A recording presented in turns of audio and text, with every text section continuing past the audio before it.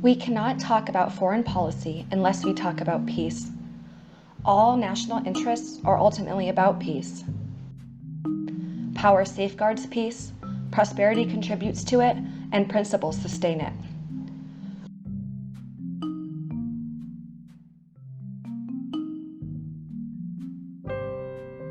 Unfortunately, foreign policy has worked against peace and even our principles in the past. As peace builders, we have to remember that sometimes the U.S. interests of prosperity and power are counteractive to our efforts in peacemaking. We must remember that U.S. foreign policy has contributed to violence around the world. We have overthrown democratic governments for our own financial benefit. We have killed thousands of innocents in the name of our principles. We have participated in regime changes and violent conflict all over the world. We spend more than 20 countries combined on defense. We invest more as a country into our armed forces than we do into diplomacy. Of course, this is only half of the story. Our national interest of peace has succeeded at bringing a conflict resolution. But we must have a balanced view when analyzing the effect of U.S. foreign policy on peace. The Trump administration's America First policy is a big topic for debate. His conservative foreign policy is focused around unilateralism, non-intervention, and conservative internationalism. He believes that America's allies have taken advantage economically and blames Washington for not protecting the U.S. interests of prosperity sufficiently. Whether or not there is a Trump doctrine in foreign policy is also debated. Based on his rhetoric and the national security strategy, power and prosperity seem to be Trump's main interests. That doesn't mean his administration hasn't taken steps towards peace.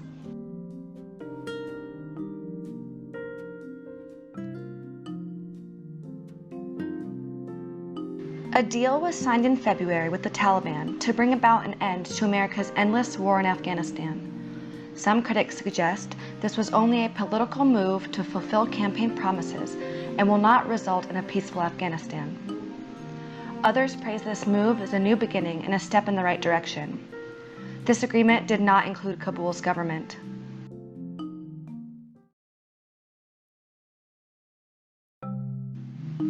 Afghanistan itself seems to have been one of our greatest foreign policy blunders, and a hard look is needed at all we have learned before we entangle ourselves in the Middle East again.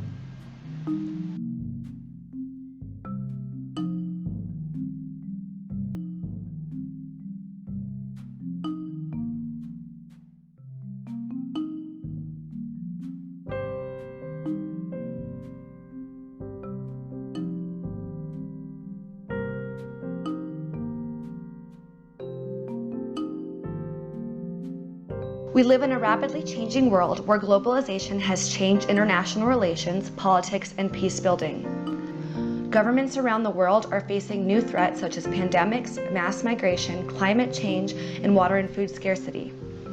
Foreign policy must evolve and adapt to deal with these new challenges and prevent conflicts where they arise. We must use soft and hard power to bring about conflict resolution. Most importantly, we must remember that there are many ways to build peace. Our governments must balance peace, power, principles, and prosperity, and sometimes decisions are made that are not conducive to conflict resolution.